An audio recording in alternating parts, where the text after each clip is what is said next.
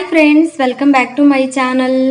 ಇವತ್ತಿನ ಈ ವಿಡಿಯೋದಲ್ಲಿ ಆಲೂಗಡ್ಡೆ ಮತ್ತು ಹಸಿ ಬಟಾಣಿನ ಬಳಸ್ಕೊಂಡು ರುಚಿಯಾದ ಸುಲಭವಾಗಿ ಮಾಡಬಹುದಾದ ಒಂದು ಗ್ರೇವಿ ರೆಸಿಪಿನ ತೋರಿಸ್ತಾ ಇದ್ದೀನಿ. ಚಪಾತಿ, ಪೂರಿ, ರೊಟ್ಟಿ, ದೋಸೆಗೆಲ್ಲ ತುಂಬಾ ಚೆನ್ನಾಗಿರುತ್ತೆ.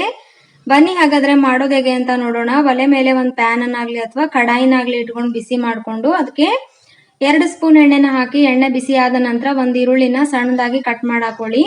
ಈರುಳ್ಳಿ ಈ ರೀತಿ ಕೆಂಪಗಾಗೋವರೆಗೂ ನಾನಿಲ್ಲಿ ಮೀಡಿಯಂ ಫ್ಲೇಮ್ ನಲ್ಲಿ ಹುರ್ಕೊಂಡಿದ್ದಾದ ನಂತರ ಒಂದು ಮೀಡಿಯಂ ಗಾತ್ರದ ಟೊಮೆಟೊನ ನೀರು ಹಾಕದೆ ಈ ರೀತಿ ಮಿಕ್ಸಿ ಜಾರ್ ನಲ್ಲಿ ಪೇಸ್ಟ್ ಮಾಡಿ ಹಾಕೊಂಡಿದ್ದೀನಿ. ಮಿಕ್ಸಿ ಜಾರ್ ನಲ್ಲೇ ಗ್ರೈಂಡ್ ಮಾಡಿ ಹಾಕೊಳ್ಳೋದ್ರಿಂದ ಗ್ರೇವಿ ತುಂಬಾ ಚೆನ್ನಾಗಿ ಬರುತ್ತೆ.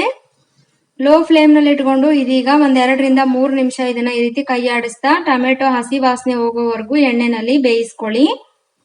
ನೋಡ್ತಿದ್ದೀರಲ್ವಾ, ಈ ರೀತಿ ಬೇಯಿಸ್ಕೊಂಡಿದ್ದೀನಿ ನಾನಿಲ್ಲಿ. ಈಗ ಅರಿಶಿನ ಪುಡಿ 1/4 ಟೀ ಸ್ಪೂನ್ ಆಗುವಷ್ಟು, 1 ಟೀ ಸ್ಪೂನ್ ಅಚ್ಕಾರದ ಪುಡಿ ಹಾಕೊಂಡಿದ್ದೀನಿ.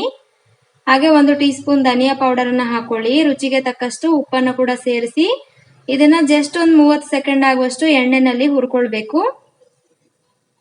ಈ ರೀತಿ ಹುರಿಯೋದ್ರಿಂದ ಮಸಾಲೆ ಎಲ್ಲ ಚೆನ್ನಾಗಿ ಗ್ರೇವಿ ಜೊತೆಗೆ ಇದಾಗುತ್ತೆ, ಕಲ್ತೋಗುತ್ತೆ, ಅಂದ್ರೆ ಚೆನ್ನಾಗಿ ಬೆರೆಯುತ್ತೆ.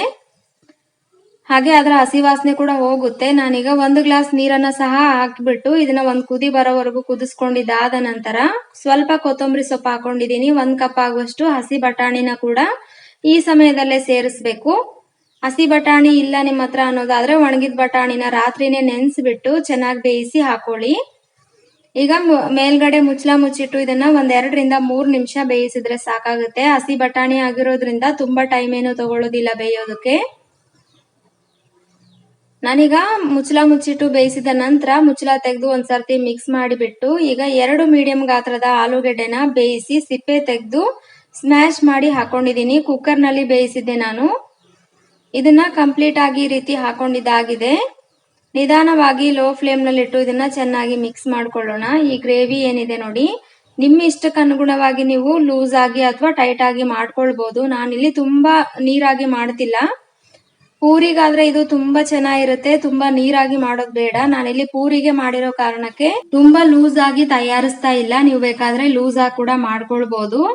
ಚಪಾತಿಗೆಲ್ಲ ಮಾಡೋದಾದ್ರೆ ಇನ್ನೊಂದ್ ಸ್ವಲ್ಪ ಲೂಸ್ ಆಗಿ ಕೂಡ ಮಾಡ್ಕೊಳ್ಬಹುದು. ನೋಡಿ, ಈಗ ಒಂದ್ ಕುದಿ ಬರೋವರೆಗೂ ಕುದಿಸ್ಕೊಂಡ್ರೆ ನಮ್ಮ ಹಸಿ ಬಟಾಣಿ ಆಲೂಗಡ್ಡೆ ಗ್ರೇವಿ ಏನಿದೆ ರೆಡಿ ಆಗುತ್ತೆ. ತುಂಬಾ ಚೆನ್ನಾಗಿರುತ್ತೆ, ಟ್ರೈ ಮಾಡಿ ನೋಡಿ. ಈಗ ಇದನ್ನ ನಾನು ಸ್ಟವ್ ಆಫ್ ಮಾಡ್ಕೊಂಡ್ಬಿಟ್ಟು ಒಂದು ಬೌಲ್ಗೆ ಟ್ರಾನ್ಸ್ಫರ್ ಮಾಡ್ಕೊಳ್ತಾ ಇದ್ದೀನಿ.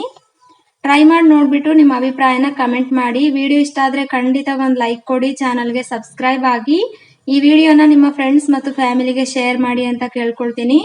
Thank you for watching.